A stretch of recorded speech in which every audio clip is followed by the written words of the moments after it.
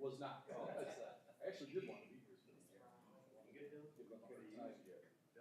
We're all good to go. Good to go. All right, we're gonna go ahead and call the Board of Zoning Appeals to order at 5:02 p.m. We get a roll call. Mr. Golis, Here. Ms. Curley, Here.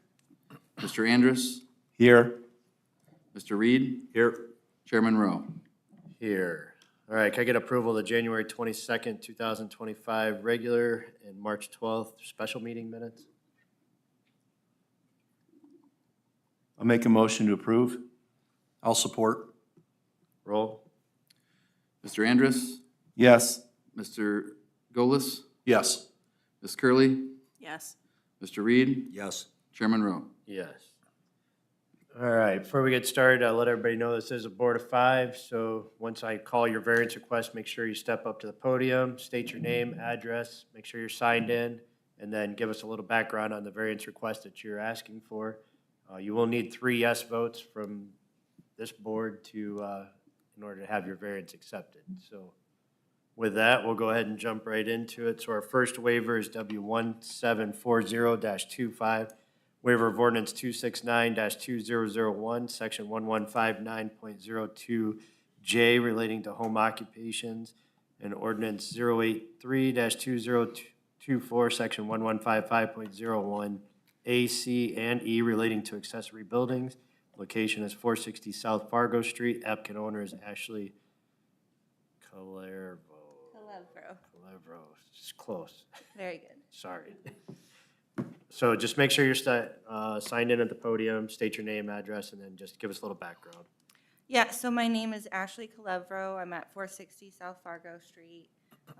I am here today to request a shed outside of the perimeter of my home onto, as you can see, the highlighted part towards the back of the house on the left side of the driveway.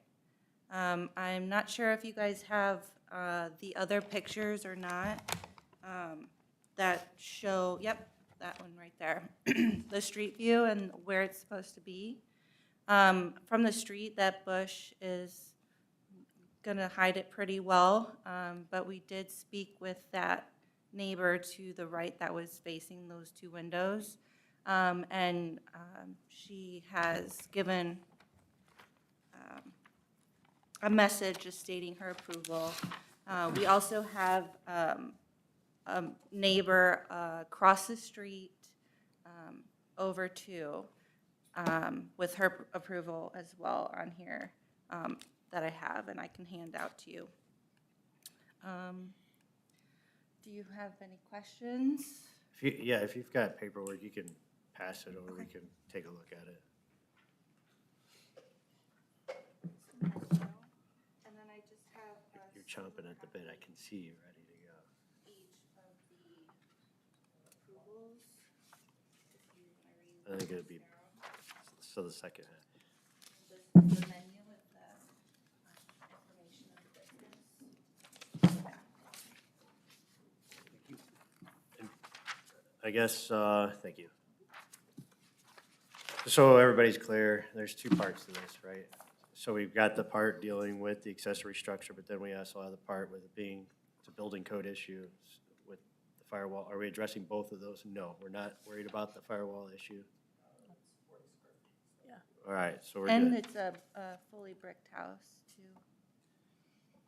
Mr. Chair, the 2 items is that one is related to the home occupations, Correct. and none of the activity can be visible from the outside. And then the other item is the having an accessory structure that is not in the rear yard, but would be in the side yard. Okay. Any questions from the board? I have a question for Steve. Does she currently have a home occupation permit then? Yes, we just, she went through all the paperwork and that was granted. I Okay. have that as well if you would like to see it. So this is just to talk about the possibility of that being visible activity then? And Yes. And then the location? A drop-off location so that she can have her customers pick up without them having to enter the home or at different hours. Right, I do have two little girls that are home 24/7 with me, and we do have a large dog as well. So to avoid people interacting with the dog, we have a fence that crosses that white gate in the back. But we also don't want, the dog to get riled up and bark and go crazy. So that's why I chose towards the side of the house, and that way, right now, we're only doing pre-orders and probably stick to pre-orders only. So when the orders are ready, the customer will just come to the shed and pick up from there so they don't have to enter the actual home. Do they prepay them when they order? do, So- yes. okay. Thank you. Any other questions from the board?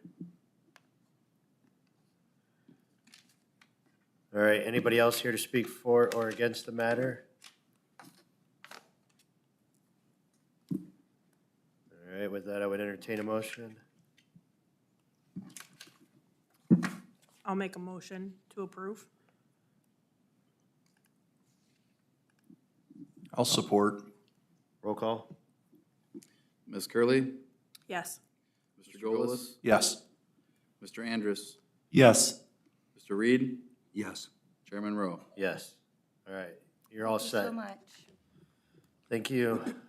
Next waiver is W1741-25, waiver of ordinance 084-2024, section 1155.093B2, relating to short-term rentals. Location is 423 Sylvandale Avenue. The applicant owner is Cindy Whitehouse. Wheatus. I'm horrible tonight with That's the okay. names, sorry. You can say white ass, that's what my mother-in-law said. And I guess that's in association with 2CJ LLC. I take it that's you, and you're Yes. signed in the podium? Yes. So just state your name, address, and give us a little background on the variance request. Do you want our address where this is, or our address at home? Where you're at now, where you currently live, I guess. Yes. Cindy Wheatus, and we live at 8210 McClellan Place, Alexandria, Virginia, 22309. All right, and go ahead and give us background on the variance and what you're trying to, what you're basically asking for your variance tonight. So we bought a house, the house at 423 Sylvandale Avenue. It had been abandoned for about 18 months, and prior to that, foreclosure and a lot of it kind of in disrepair. But in 2022, because I'd been coming here for about 8 years at that point, off and on, like throughout the year, to take care of a friend in a nursing home, it was getting a little expensive. So to be able to afford to keep coming out to see her, we were all vets, so we bought the house and planned to renovate it and then have it as an Airbnb when we're not there, so we don't have bursting pipes and that sort of thing. And that it also was now occupied regularly because there were problems before with people coming through and kind of hanging out in the house or the yard, just vagrants. And that's about it. We have ties to the community now, plan to actually retire here after end of this year. Hopefully we'll get to retire. In 9 months, I'm going to retire from work, and then we're going to come up here And we'll live there. and live there. All right, so I'm gonna look to you again, because I know that the city has certain requirements, regulations they're looking at for short-term rentals. I don't know the Correct. stance and where that currently sits. So that, the short-term rental ordinance was passed, and so that is part of the Oregon Municipal Code. This applicant has submitted all the information that that is necessary for their registration, which is an annual registration. The only variance that they're asking of this board is the requirement of residency Correct. in order to operate a short-term rental in Oregon. Currently, that is what is a requirement, and since they currently do not reside here, that would be their hardship because they plan on moving in once the gentleman retires. And this would just be in the interim period of, To bridge the gap of the 9 months. to bridge the gap. All right. The other thing is, we also invested about $85,000 into the upgrades of this house, from the collapsing basement walls to the roof. So, and we also have a neighbor here that attests to Sure. what we've done to the house. Well, and how it's affected the neighborhood. I think that helps at all. So, Mr. Chair, at this time, the Building and Zoning Department have no objections Okay. to the request. Any questions from the board? Anybody else here speak for or against the matter? So same thing, just step up to the podium, make sure you're signed in, and state your name, address, and then feel free to speak.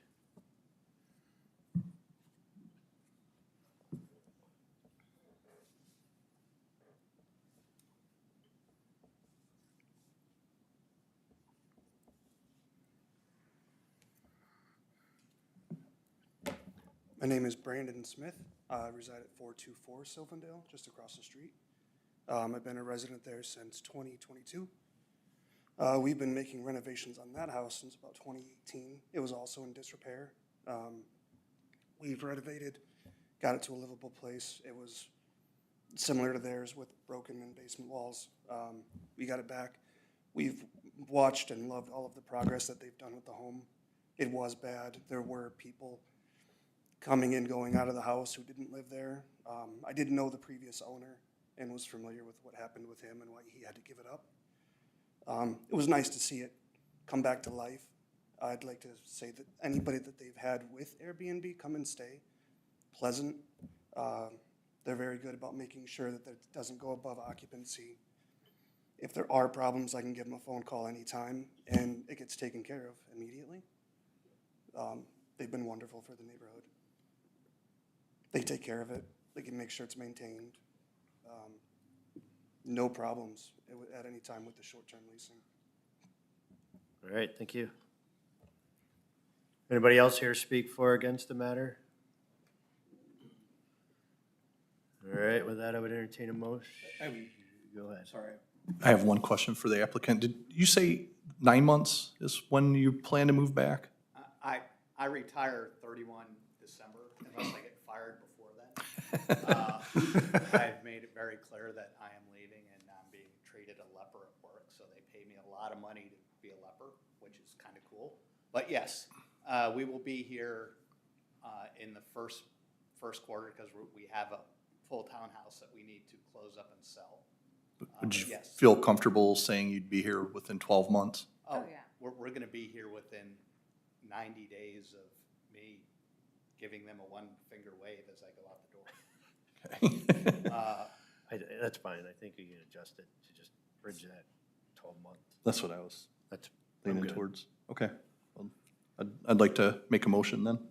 To amend, right, are we amending the original? Well, can I make a motion to recommend approval with a limitation of 12 months? There you go. Okay, I'd like to make a motion that we approve the request with a limitation of 12 months. If you're not back here within 12 months, then you'd have to come back before the board again. 12 months of today, correct? Yes. I'll support. Roll call? Mr. Golis, Yes. Mr. Andrus, Yes. Ms. Curley, Yes. Mr. Reed, Yes. Chairman Rowe. Yes, you're all set, thank you. Thank you.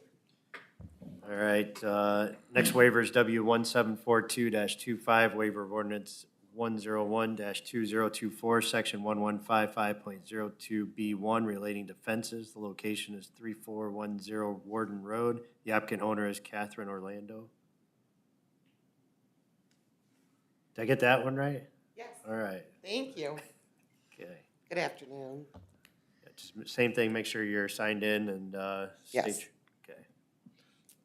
okay. I'm here, I filed for a permit for a variance on fencing. Just purchased the home at 3410. Not being able to reside there yet.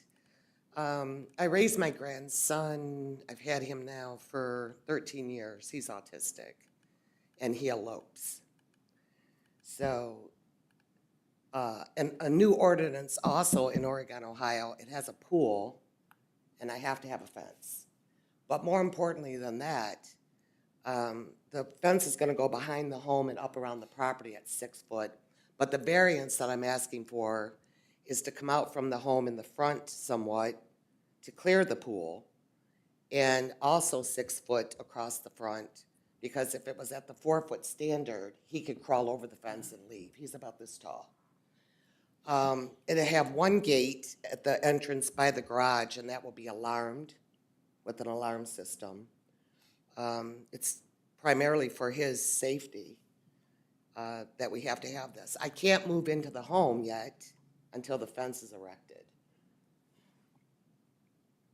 For his safety, it's the only way I can move into the home.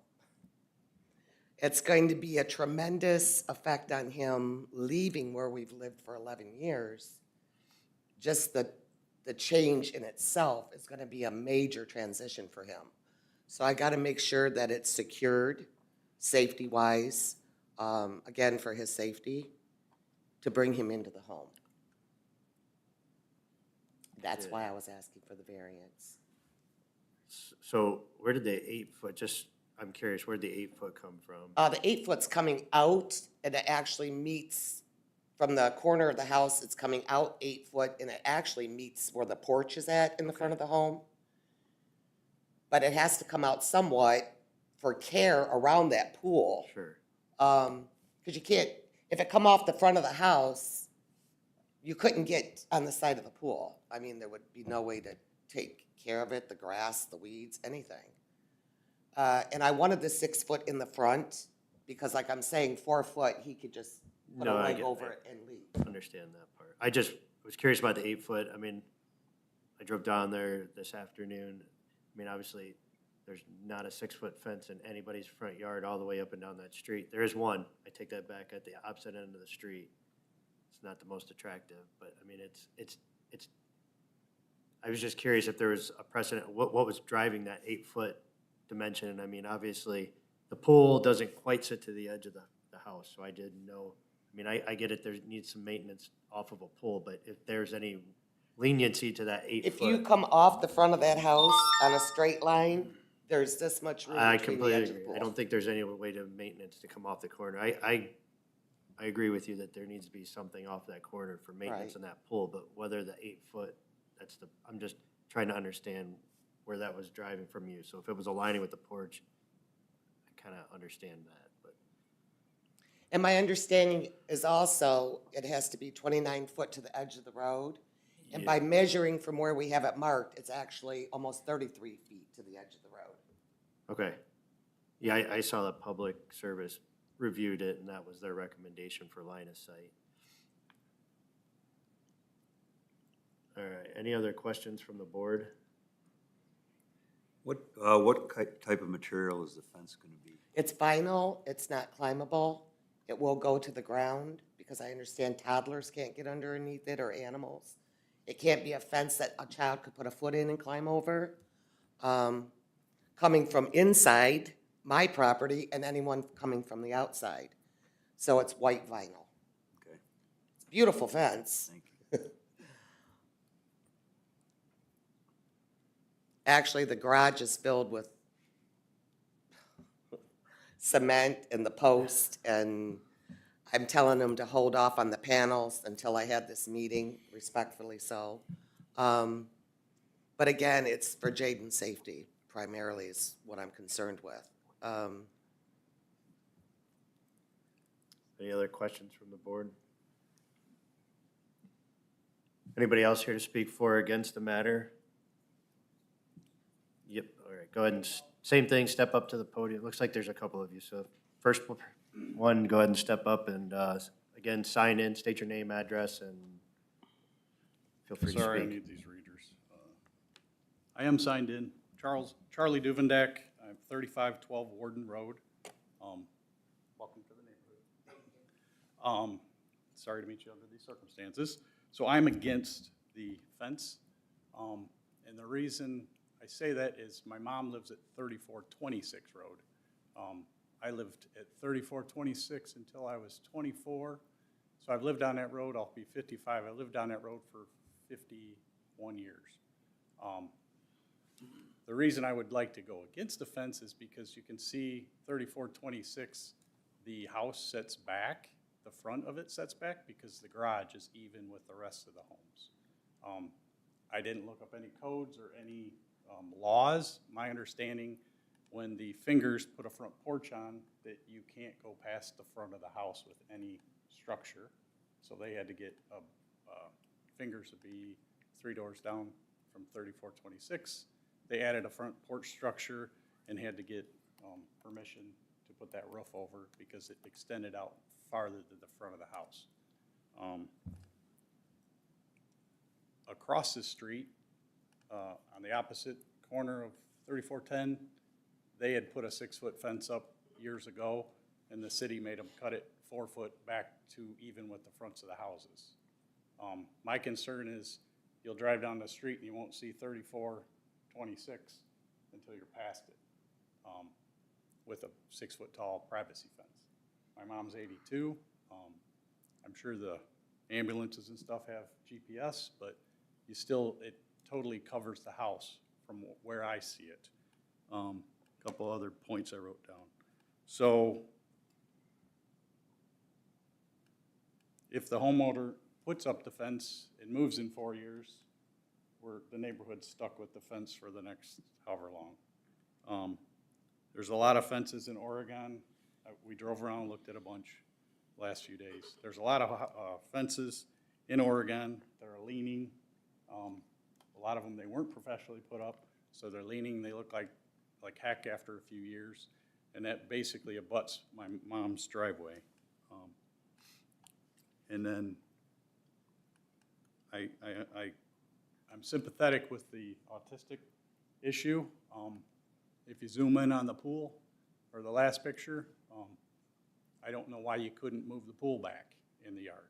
I moved my pool from my neighbor's yard to my yard. He gave me the pool, I had it moved.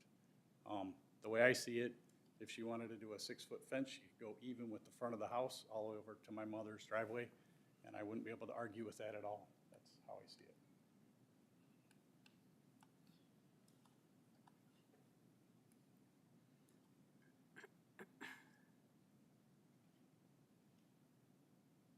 That's all my points. All right, thank you. I have some pictures if you want to see. They're a little different perspective.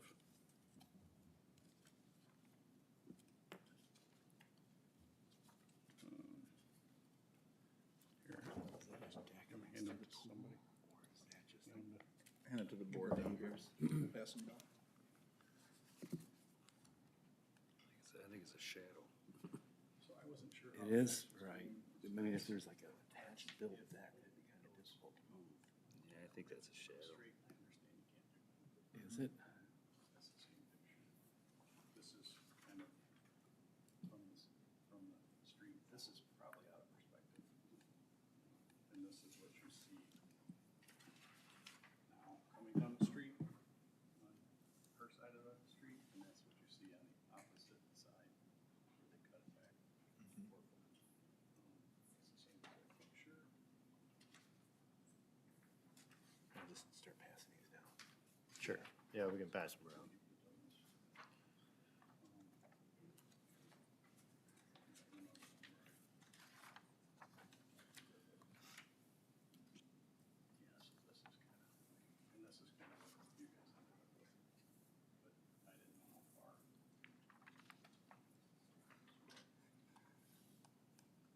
Yeah, that is a wood deck.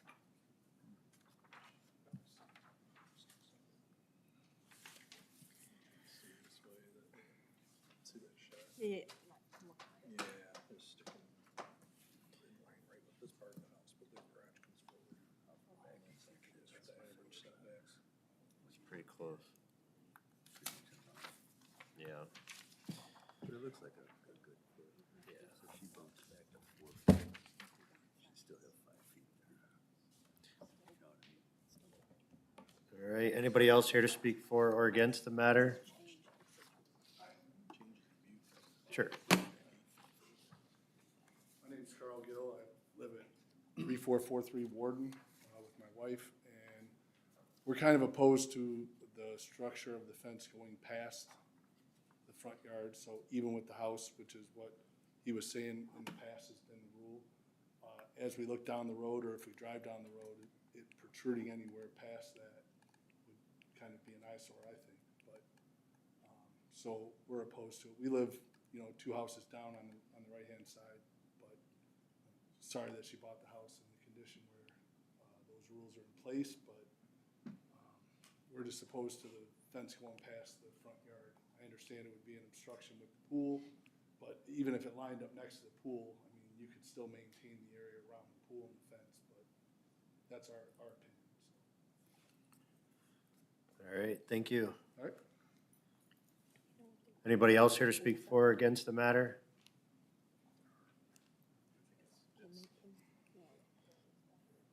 Hi, my name is Sharon Duvendak. I live at 3426 Warden, which is right next door to the property. I'm not good speaking, so bear with me. When I go on my porch, my house sits back further. So when I go on my porch, if the fence is there, I'll be able to see the house across the street, but I won't be able to see the house next to it on the corner. I won't see any of the intersection at Coy.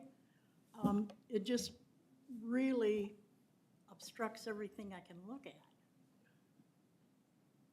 I guess that's it, unless you have any questions.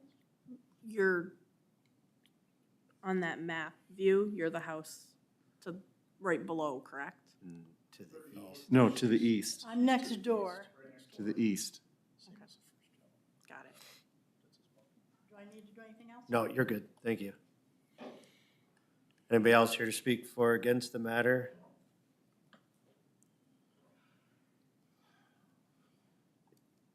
Go ahead, feel free. About a week and a half ago, I had the fence company come out to measure the property. And I know that red line going around is kind of deceitful because it's kind of throwing people off. That's where the fence is going to be. But I see the black marking now. While the fence man was there, if you see that white driveway right there, that's on this lady's property, Sharon's property. And the fence man was out there, and she come over, and we introduced each other. And I told her what my proposal was going to be and why. And I said, I'm concerned about this driveway. And she said, no, my husband passed away. He put that driveway in to go back to the pole barn, but it's never used. Don't worry about that driveway. And I explained to her about my grandson. And then the other day, she knocked on my door and wanted me to come over on her front porch. And her main concern was she couldn't see the house on the corner. And after I walked my property and realized where my fence was going to be, you can see the homes. It doesn't really obscure seeing a house that sits across the street from me. And if that's her concern, I understand her concern, but it doesn't make sense to me. Because if you go where I want the fence erected, it's not intrusive on traffic coming around that corner. I understand her house sets back a little bit, but if you stand on her porch, you can still see the road. I mean, her house sets back from that other house, but her house is kind of in line with my home. The fence isn't really going to come out that far into the front yard. And you're talking 4 feet versus 2 feet. I don't think 2 feet is going to obstruct everybody's view on that road. I don't see how. I stood out there, seeing where the fence was going to go, and and it comes off of the garage in the back and around. It's not obstructing any view on the corner, any traffic. It's not in the front yard. It's extending out to meet the porch that's already built on the front of that yard with a deck. On the front of that house, there's a big, huge deck that I have with stairs leading off of it, and it's actually coming out to that. So if that deck and those stairs and that railing isn't intrusive or impeding anybody's vision, I don't see how the fence would, because it's coming right out to that line. The reason for the height is because the child we're concerned with, I'm concerned with, is this tall. A 4-foot fence is not gonna do anything for his safety if he wants to elope. If you've never had a child with autism that wants to leave, it's very frightening if you turn your back for one moment. So going into a new home, a new atmosphere, new surroundings is gonna be very threatening anyway for him. So, like I say, my concern isn't just to have a 6-foot fence. My concern is to keep that child safe. That's what I have to say. Thank you. I've stood out there and it's not intrusive, it's not impeding, you can see everything.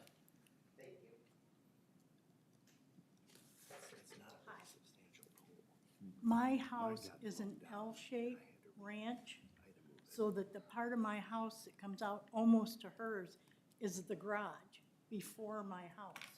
So it's not just a little bit, it's the length of the car, or the garage, plus. And I'm 5 foot tall. When I go and stand on my front porch, I can't see over a 6-foot fence unless I'm looking up, and all I see is the roof of the house in the corner. I can't see the corner.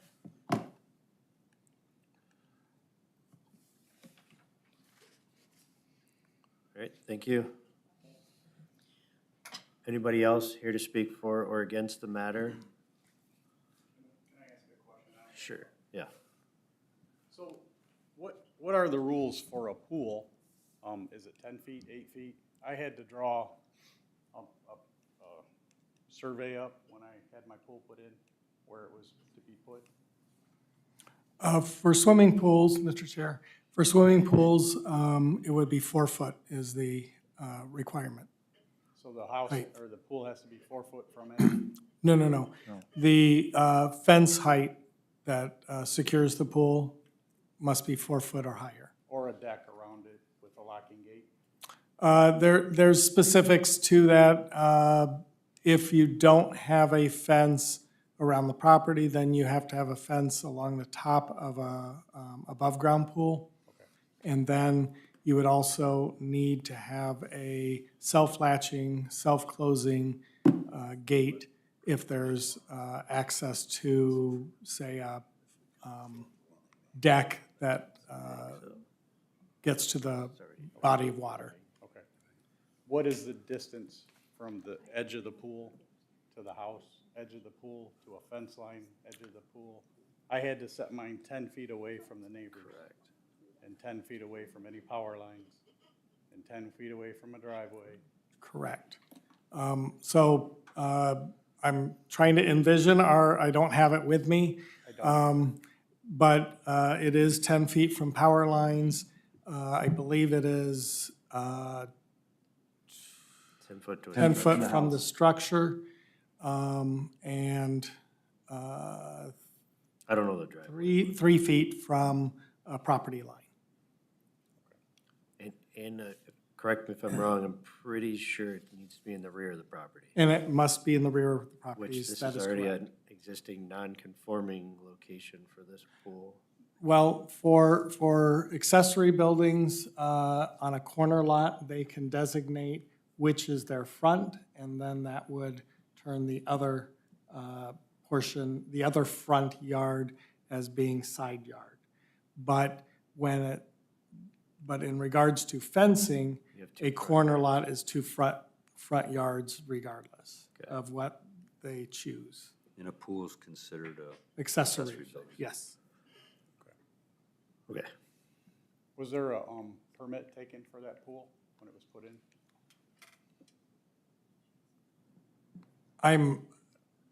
We can look into it, but I don't know that for a fact. However, at this point, even if it hadn't been, it would be pre-existing non-conforming. My original suggestion to move the pool back From where I could see, it looks like there's a power line a lot closer than 10 feet near the pool. So, thank you. Thank you. All right, anybody else here to speak for or against the matter?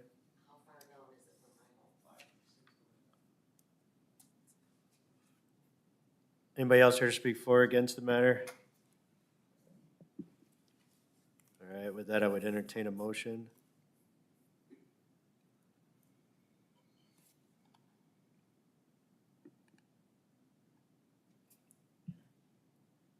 Oh, well, I can't do it, so everybody's looking at me. Oh, you're looking at me? Would the applicant be opposed to doing 4 foot instead of 8 foot? Allowing for some space around the pool, but not quite out as far to give better visibility for the neighbors. But being able to go 6 up and coming 4 out. Yes. Basically drawing the 8 foot back to, I would be more in line if it was pulled back to where it was a 3 foot distance between the fence and the pool. Well, Whatever that whatever that is distance when you is. survey it, that's 3 foot's plenty at that point of radius to maintain that small amount. You might be surprised, you might be almost in compliance within a foot, I'm thinking, without actually surveying it. It's still 33 feet from the road in compliance. I think what they're suggesting is if you would be interested in allowing for the variance request to be, allow for 3 foot off of that pool. So you, not the 8 foot, but just getting you 3 foot off, which I think the suggestion is if the pool sits a foot or two off the corner of that house, then you're really only going a foot or whatever to maintain a 3 foot passageway beyond. Coming from the pool 3 feet out. Correct. Okay. Yeah. So if that's something you would entertain, then I think that's a condition that we could put on that waiver request. Sure. Point of information, is the request for the 6-foot fence, does that require the approval of people around them? Because they were saying that the 6-foot fence was an issue. So this whole variance request is for the 6 foot fence in the front yard. In So- the front. Correct, So the front yard would be protruding past the structure on the Warden side. correct. And then the 6-foot those are 2 separate issues, aren't they? It's all, this is one variance request. Mainly because it's a corner lot. If it wasn't a corner lot, she wouldn't be here. But if she came off the corner of the house straight towards their property and didn't come out 8 feet towards the street, that would be a legal height. 6 feet's legal there. Oh, is it? Yes. Yeah. So I'm also curious how the neighbors feel about the suggestion that was brought up of being 3 feet away from the pool. The pool is, that picture is Can you kind of on an pitch it? angle. Yeah. The pictures I had are kind of more straight. The pool edge is like the right line in front of the house. So basically say 3 feet off the front of the house. That's what it sounds like, yeah, that is being discussed. Kind of on an angle. So instead of 8 feet, it would be 3. Yeah. So you'd only be 2 foot instead of 8. The question is, if that pool were, say, shifted about 2 feet, they'd still be able to use that deck with modification. I mean, If the power lines don't become an issue. Where's the power lines at? We got power lines here. I do math, lot 96. No, these are the power lines here. I don't think there's any distribution lines here. Yeah, here, here. This looks like this. Yeah. Just looking at Google Earth, it's a little better image. Yeah, I was looking at it on my phone, that's why I made the recommendation. I mean, it's pretty close to, pretty close to in line. You think the pool's in line with the house? Maybe a foot or less, but for the most part. That's what I was seeing, especially if you go to the little man view and then you Yeah. started looking at it. You could see that it's. You probably maintain it with 2 feet, but, you know, there's no outriggers or anything on the edge of that, Correct. holding it up. You could get a lawnmower, a push mower in between 2 feet. Yeah, 3 foot. I've moved pools before. I've had pools blown down on me where I live.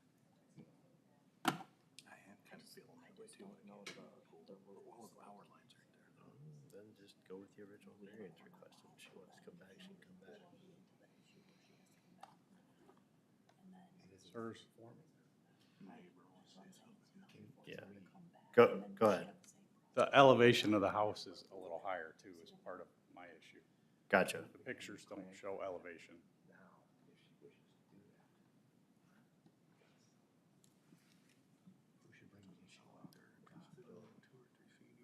I think, I think we probably just stick to the original variance request at this point, and then it doesn't sound like there's a whole lot of compromising from what I'm hearing. Well, Mr. Chairman, I guess what we were discussing is if the pool were to be moved slightly. Now, I've moved pools before. I've had them empty, and Mother Nature has moved pools on me before, and I've reconstructed them. It's not a huge problem to do that, especially since it's an above-ground pool. But given that is that pool technically a non-conforming feature right now? We're not entirely sure yet. Well, the thing is, if this were to be denied, and we were to hold to the fence must line up with the front of the house, the applicant's option would be to shift the pool slightly. And I believe that deck can probably still be salvaged with some carpentry work. It can still be salvaged to service that pool. Is there going to be an issue with, now we have a non-conforming pool and this applicant would have to come back? That's my question.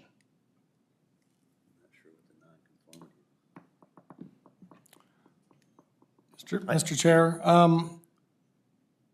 that is, since pools are considered an accessory, at that point, then the applicant could choose the front being whatever the Koi. would be Koi Road, even though that's not what she would typically see. On corner lots, the owner may choose either street to be their front, and then everything falls forward with that. So the pool would then be behind in the rear of the property. I'm not sure about compliance with the overhead power lines or any of the other obstructions, but they would need to then pull a pool permit to relocate the pool. But that wouldn't require another appeal, is that correct? No, it should not. Okay. Or it's possible they may be able to put that fence in line with the house and not have to move that pool. That is possible. I don't know the specifics. If it's a matter of maintenance around the pool, you could use gravel or something, hardscape that wouldn't require you to mow. You could also have to look to make sure that the pool wouldn't be able to be used to go over the fence. But I'm thinking if you are in the pool, it would be a difficult task unless you can climb the pool wall and stand on the rim, circumvent that fence. So there are no spacing requirements between fences and pools. A fence could be placed directly on the top rim of a above-ground pool, and that would comply as well. All right. Back to entertaining a motion. Mr. Chair, I'll motion that we approve the variance as submitted.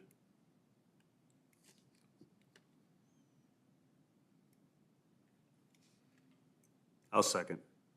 Roll call. Mr. Golis? No. Mr. Reed? No. Ms. Curley? No. Mr. Andrus? No. Chairman Rowe. No. All right. With that, we will adjourn the meeting at 5:47. Thank you.